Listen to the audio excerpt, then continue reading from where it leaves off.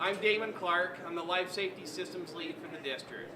My team does all of our fire alarms, fire sprinklers, fire extinguishers, Ansel systems, elevators, and locks and doors. That's what my team does. So what I'm going to talk to you about now is just the fire piece of everything. So who knows what fire extinguishers you have in your kitchens? You have the red ones? Most of you should have the silver ones. Okay. Does anybody know the difference between the red and the silver? Excuse me? What the silver one is for grease. And it was a requirement for every kitchen to have a grease extinguisher. And I know we don't cook with grease anymore. Some of the later ones I put in, if you look at the bottom, will tell you what they're actually listed for. This one says grease only or cooking media only. But I do have some other ones we've been putting in that have cooking, and it will do like trash and wood. So it'll do a kind of a double. This one here is for your trash, your wood, your gases, and electrical. So if you have electrical fire and electrical panel, you can spray it on there. It won't conduct the electricity. Has everybody ever pulled one of these things off? So we have these little pieces on. That's our little safety piece, so our pin stays in there. As long as our pin stays in, we can't squeeze it and set it off. Has anybody ever pulled one of these off? Yep. Anybody want to pull one off? No. Why not? Sure. Okay, go. Just pull the pin. Yeah, you just want to pull hard enough to break it, just like that. So that's the intent of these, is just to hold it on there long enough so you can pull that pin and break it. So it's just so it doesn't fall and flop off. At that point, then there's a little piece in here, but once you squeeze this, will go off and then we can spray it. So you'll see we have a Douglas County School District. We inspected it, tested it. Does anybody know how to use a fire extinguisher? I do. Good. You aim at the base of the fire and squeeze. And you go back and forth, and about how far away are you? 3 foot. Usually about 6 to 10 feet. And again, if you're not sure, this one says 10 feet, this one says 10 feet. So I usually say about 6 to 10 feet. So you take it and you spray it at the base, like she was saying, you take it at the base, go back and forth at the base of the fire, not the top. So any questions on fire extinguishers? Everybody's ready to use one? Yes. Hopefully not. So, how many people know about your fire blankets? How many people know about if you have a fire blanket in your kitchen? So, does anybody know, has anybody even looked at it? Opened it up and looked at them? Some of them are. Does anybody know, so nobody knows how to use one? Has you ever been taught how to use one? So there's typically 3 types of reasons you'd use one. One is to put a fire out on somebody. So if they're down the floor rolling, trying to do a stop, drop, roll, you can put it over to help smother. Or if they're standing, you can still try to wrap it around them and smother the fire as well. Again, keep it close to them, hold it so you're going to extinguish the flame. The other one is if you have a fire on, say, a pot or a burner, something to that effect. If that's the case, I'm going to show you how to use it when you do that. So this one from this school. And they typically, most of them are wool, and there are some people who have like bags instead of a box, and those are probably a synthetic type blanket. These are wool. So what you do is if you have a fire on your burner, for example, so you grab it at the corners, and then you take your hands and turn them in. So that way your hands are not exposed to the front. And at that point you'll come over, and then you'll throw it over the, hopefully a little bit better than that, but you'll throw it over the top of that burner or the whatever's burning and let it extinguish out. At that point, you're gonna let it cool. After it's cool, you'll fold it and put it back in. These ones, if you have a wool one especially, they are reusable. So at that point, once it's cool, you just fold it, put it back in your box, and you should be good to go. And then the other thing would be if you're in a fire, trying to get out, you can use it to cover your head and your face. Again, because you're not going to get if the flames do get on you, you're not going to ignite.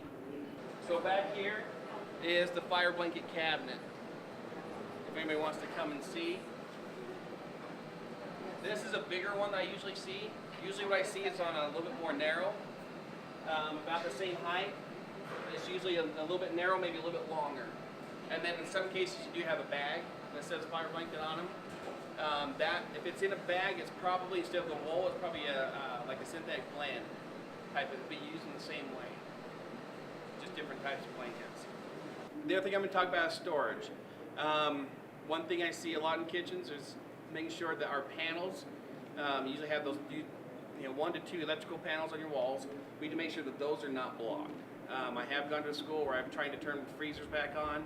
I was doing an on-call thing. I'm at midnight at one of the schools, and I had to move shelves out of the way in order to even get to the electrical panels to turn the freezer back on. Or if you have a fire department wants to come shop the electrical, you gotta make sure that those are accessible. So by code, you have to have at least 3 feet in front of that panel clear. Make sure your exits stay clear. The other thing is, I see this, I've seen it in quite a few kitchens. There's a pull station at your back door on a lot of schools. I don't know why, I always see door stops on them. So, the fire alarm pull stations, Oh, yeah. not the Ansel one, the fire alarm one, the rectangle one. Oh, okay. It's usually by your door, and I see, a lot of times I see door stops stored on top of them. In fact, I just was at 2 schools yesterday that had them. But anyway, so make sure we're not storing stuff in front of them or on top of them. The other thing I have seen, please don't block these or hang aprons or hats. And I say that because I've taken them off. So again, make sure that these are clear, make sure there's nothing being stored on them or in front of them. So does everybody know what the Ansel system is? Or your hood system? Does that sound better? So what those are is that's your extinguishing system up in your hood. There's 2 ways that those will go off. Does anybody know why or how? One is heat, and then the other one is that little round pull station. So every school's got them, that little round one that has a little glass thing going through it, and we'll go in the kitchen here in a minute. We'll show you those. We'll show you where the fire blanket's stored, and then we'll talk about some sprinkler stuff as well. But so with that, there's 2 ways, and so there's links up in the hood. They're all connected by cables. So once that gets hot enough, that link will break, and they'll set it off. And then the other one is if by pulling that, it sets that off. And then with the Ansel systems or your hood systems, it will shut off on that line that has your ovens, your steamers, and your burners. It will shut off your gas, and it'll shut off your electrical. It'll do the extinguishing, and it will set off your fire alarm, right, and then call the fire department. So any questions on the functions of those? Does everybody know where your little pull station, your little pull one is? I saw it, but I didn't realize that was. So that's only if you have something, and typically it's for grease. So if you have a grease thing, and that's what they're really meant for, is to extinguish grease, just like these are. So I want everybody to be able to know where they are. Make sure, again, they're not blocked. I've gone to quite a few, and again, it's just maybe you didn't even realize they were there, or maybe you whatever the reason is. I see a lot where they are blocked, and we try to note them and send emails if we do find them. But we'll walk in the kitchen. We'll show you the Ansel. We'll show you the firebox if you're not familiar with it, as far as where the fire blanket is, and then I'm going to talk about some of the sprinkler stuff. Any questions at this point? All right. So right there, where it says "Do not pull this," but that's what the Ansel or the hood system pull station looks like. They're all about the same. They usually have the round. They say pull, and they usually will have a tag on them. And that means my contractor's been in and inspected it, and they have to be inspected every 6 months. So that's what those look like. Please make sure they don't get covered or blocked or anything else. Every school has one. That is the Ansel. That's the extinguishing system here. And what that will do is it will shut off all the gas down this line. It'll shut off all the electrical down this line. It'll extinguish, put out the extinguishing chemical, and it will also set off the fire alarm. So it will call the fire department. So it's only over your stove. It's only over, and in this case, as we'll walk out, they cap the 2 off of here, but on the other side, they do have when they come down, and I'm sure you've all seen them. They come down a little bit, and usually have a little cap on them. The reason I'm bringing this up is a few months ago I had Castle Rock Middle School, about 20 minutes before lunch, we had a sprinkler head break right here. The only difference is like most middle schools are familiar with them, the serving line's open to it. We had to throw away all the food. Oh. So we had every pizza, everything we had to throw away, start from scratch, and lunch was about 2 hours late. So what happened is we got to make sure our hood's on. And in this case, the hood was on, it just wasn't working properly. So what happens though is they open up your oven, and you got a sprinkler head sits right here. That heat will come up, and if we keep it open long enough, or make sure we're not, so if you open them, try to open them, close them as quickly as possible. The biggest thing I think was the hood. Make sure that hood's on, sucking up as much heat as possible. But we had to come up, hit that head, and it went off. So if that head goes off, it is nasty, it stinks, it's dirty, and again, it's going to contaminate the entire kitchen. Maybe once I go over, everybody know how to, I do choking, do you think? Yeah, sure, somebody's choking. So, they don't call it the Heimlich anymore, it is the abdominal thrust. Does everybody know the universal sign for choking? Yes. Yep. So does anybody know how to do the abdominal thrust? Or the Heimlich? Okay, everybody take your finger, point it up in the air. Touch your belly button.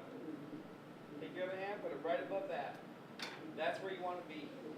Thumb in, and then you take it, arms around, and do heart up and in.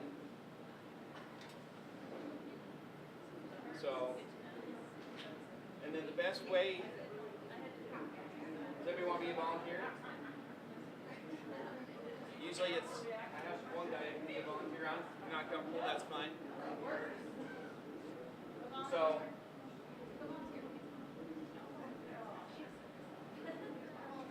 okay, you guys want, Go Gina, go Gina. so what you want to do, so put my arms around you, is that right? Yep. Okay.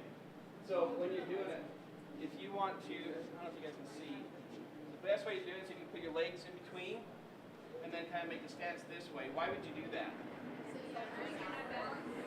So if they were to lose consciousness, so you can catch them.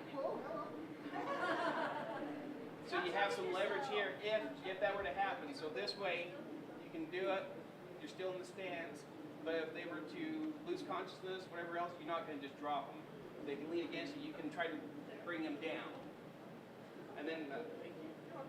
So, again, if you're a child, the best thing you do is also get down on your knees. And it's the same thing. Right above the belly button, thumb in, hand over, push in and up.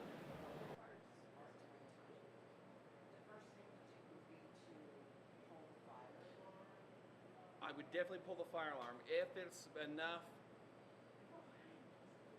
And this is kind of an iffy thing. Again, by pulling the hood system, it cuts off the power, which would help. But you also get all that coming out.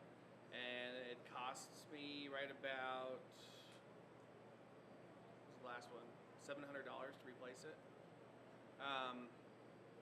But I'd rather replace that than have somebody risk anything. But the first thing I would do, if nothing else, pull that pull station and evacuate.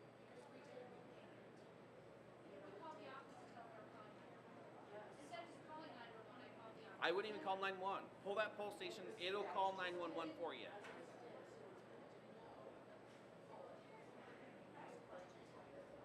If I would much, even if there's a little bit of smoke, I mean, anything. I mean, pull that thing. You'll get everybody out, and the fire department will be on their way faster than you could call security, call anybody else to tell them to call 911, or faster than Don't do what we did. So Wait, so you're saying to pull that pull station, not like a fire alarm? I would pull the fire alarm pull station. Okay. If you're not sure, whatever else, just pull the fire alarm, the square one, not the round one. The round one would actually shut off. It will call the fire department. It will evacuate the building. It will kill the power, but it will also do the extinguishing stuff as well. Either way, I'd rather spend $1,000 or $2,000 on something than have a chance of somebody getting hurt. So that's if you have any doubts about what to do, if you see anything, pull the square one. by your door, and not all of them have them.